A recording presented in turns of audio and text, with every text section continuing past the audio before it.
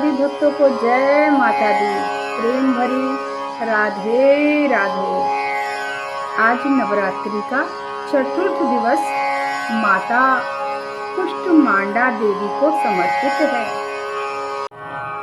सुरा संपूर्ण कलशम रुधिरापलुतमेव च दधाना हस्त पद्माभा कुष्मांडा शुभदास्तु मे।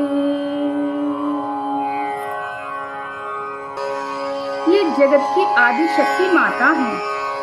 ये जगत को रचित करने वाली, रचाने वाली, सृष्टि को उत्पन्न करने वाली माता है।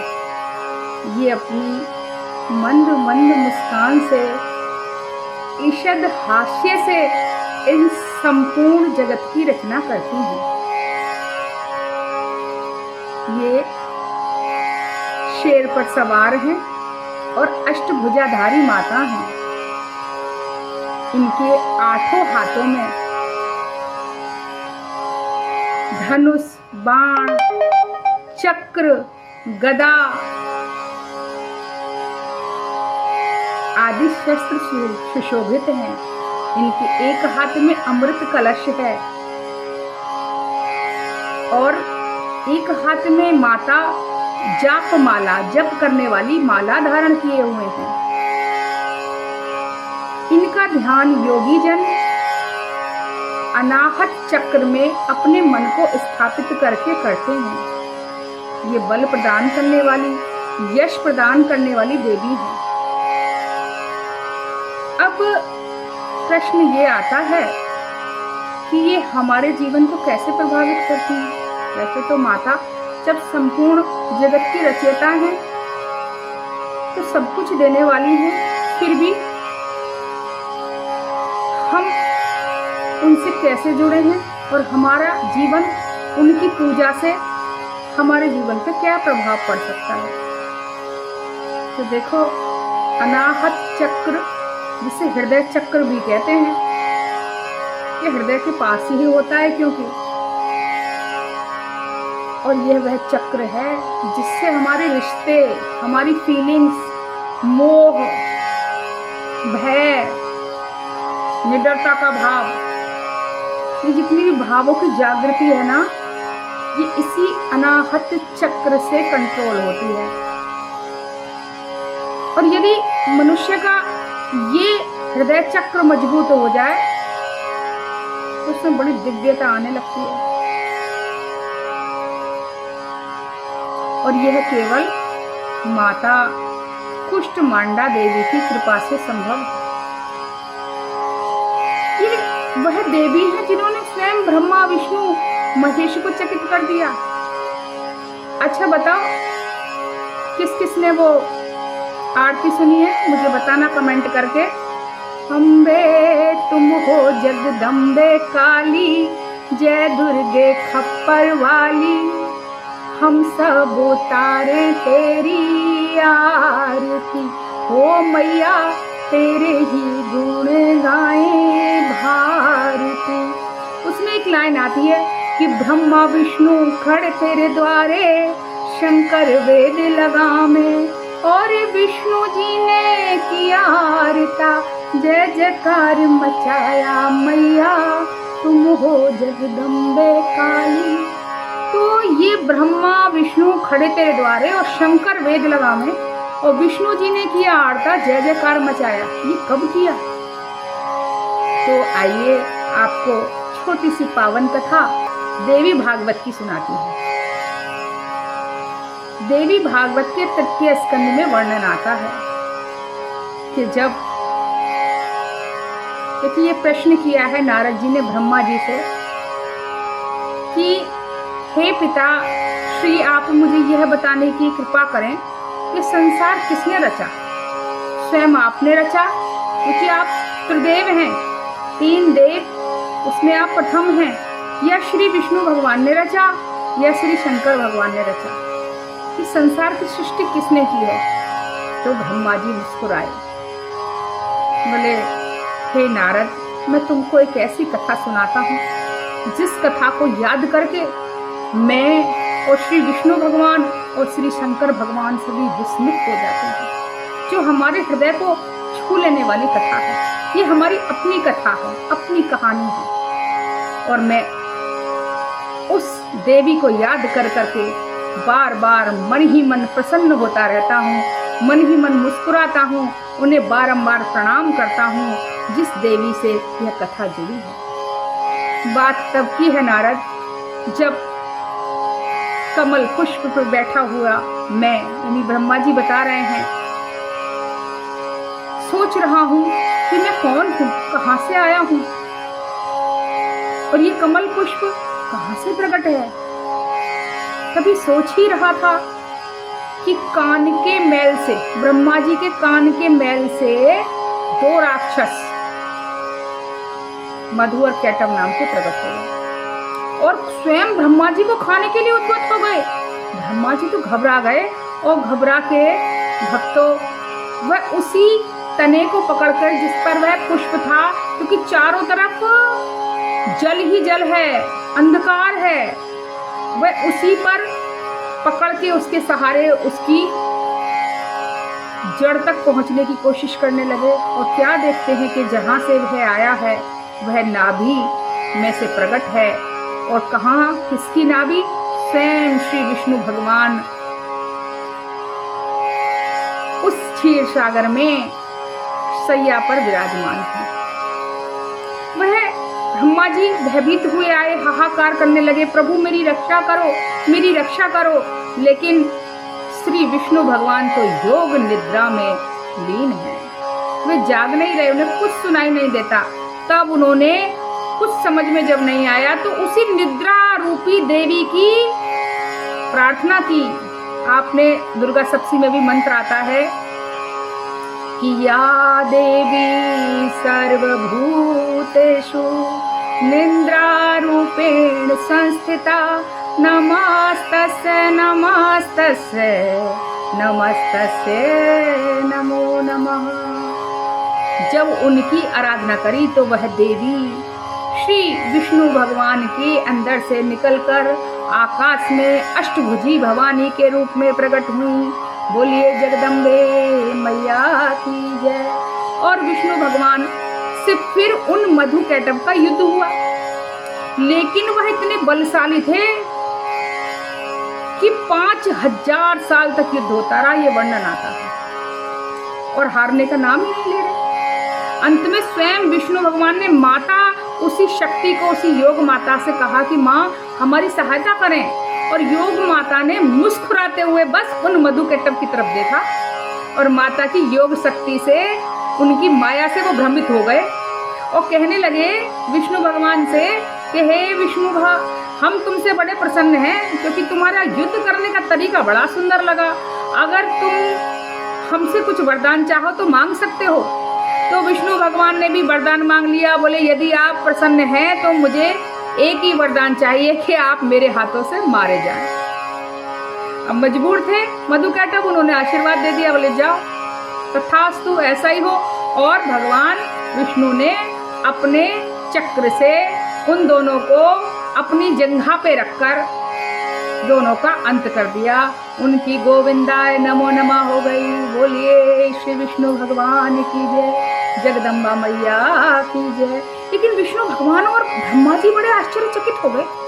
बोले मैं 5000 साल तक लड़ता रहा और माता ने एक बार मुस्कुरा के देखा था, ये कैसी मुस्कुराहट थी, इस हंसी में रहस्य क्या है?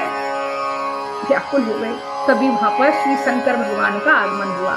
बोलिए श्री शंकर भगवान की जय। और आकाश में उसी देवी से तीनों ने प्रार्थना करी कि हे जगदम्बा, हे देवी, इस रहस्य को प्रकट करें, आप कौन हैं और हम आप ही के वशीभूत हैं। मैं सोया था केवल आप ही के कारण, क्योंकि आप निद्रा रूप में समा गई, और मैं जागा तब भी आप चैतन्य भाव से मेरे अंदर हैं। मैं आप ही की शक्ति से लड़ रहा हूँ। आपका रूप क्या है? देवी मुस्कुराई और देवी ने एक विमान रच दिया। उस विमान में तीनों बैठ गए। तो क्या देखते हैं अनेक नगर, अनेक पर्वत, अनेक पहाड़, अनेक लोग मार्ग में देखे। और इतना ही नहीं, सभी देवी देवताओं को देखते हैं। स्वयं ब्रह्मा जी ने कितने ही ब्रह्मलोक देखे जिसमें ब्रह्मा जी विद्यमान हैं। स्वयं विष्णु जी ने कितने ही विष्णु लोक देखे। और शंकर भगवान ने कैलाश पर्वत देखा जहाँ शंकर जी विराजित हैं। अब तो तीनों आश्चर्यचकित हो गए, तो मैं कौन हूँ फिर? अगर ये सब विष्णु है तो मैं कौन हूँ? अगर ये सब ब्रह्मा है तो हम कौन हैं? बड़े आश्चर्य में थे। और वह विमान चलता रहा, देवी आकाश में उड़ती हुई। आगे आगे देवी जा रही है, पीछे पीछे वह विमान, देवी अंतर्ध्यान थी। अब तो विष्णु भगवान व्याकुल हो गए।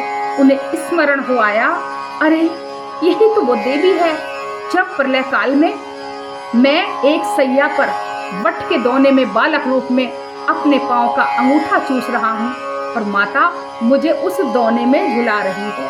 चारों तरफ जल ही जल है, प्रलय काल है। विष्णु भगवान के मन में जब माता के लिए इस प्रकार प्रेम की अनुभूति हुई तो वह क्या देखते हैं कि एक अमृत के सागर के तट पे खड़े हैं और उस अमृत के सागर के पास एक सुंदर महल बना है। उस महल में एक दिव्य पलंग है। उस पलंग पर वह सुंदर दिव्यांगना बैठी है। अनेक दास दासियां जो सब स्त्री रूप में हैं, अनेक सखियां उनकी सेवा में खड़ी हैं। कोई गा रही हैं, कोई नृत्य करके उन्हें लुभा रही हैं। उनका रूप बड़ा मनोरम है। उनकी आभा मानो हजारों सूर्य एक साथ उदय हो गए हों ऐसी है। और वह देवी मंद मंद मुस्कुरा रही है। अनेक पक्षियों का समूह हीम हीम हीम हीम ऐसी आवाज निकाल के माता के काम बीज रूप मंत्र का जाप कर रहा है। वे अंदर प्रवेश करना चाहते थे लेकिन प्रवेश नहीं कर पा रहे हैं। तभी कुछ दासियां सखी के रूप में आईं और उस देवी की कृपा से ब्रह्मा विष्णु महेश को अंदर आने को कहा। और जैसे ही उनके भवन में पैर रखा तो ब्रह्मा विष्णु महेश तीनों स्त्री स्वरूप हो गए। ये मैं अपनी बात नहीं बता रही हूँ, आपको देवी भागवत जी का प्रसंग सुना रही हूँ। और तीनों स्त्री स्वरूप हो गए। तीनों स्त्री स्वरूप होने के बाद में उस देवी की आराधना करते हैं। यही वो वक्त है कि ब्रह्मा विष्णु खड़े तेरे द्वारे और शंकर वेद लगा मेरी मैया, शंकर वेद लगा में, वेद लगा में अर्थात तेरी महिमा को गावे। और विष्णु जी ने किया रियारता, विष्णु जी ने किया रियारता और जय जयकार मचाया रे जगदम्बे काली, जय माँ खापड़ वाली हो जगदम्बे काली, जय मैया खापड़ वाली। माता प्रसन्न हुई। तीनों देवता ने माँ के गुणगान किए और तब माँ ने प्रसन्न होकर कहा कि मैं आज तुमसे प्रसन्न होकर शक्तियाँ प्रदान करती हूँ। और श्री ब्रह्मा जी को सरस्वती देवी प्रदान की जो ज्ञान की देवी है, और श्री विष्णु भगवान को माता लक्ष्मी जो धन और वैभव की देवी है, और श्री शंकर भगवान को काली माता जो बल में काली है और प्रेम करने में गौर वर्णा है।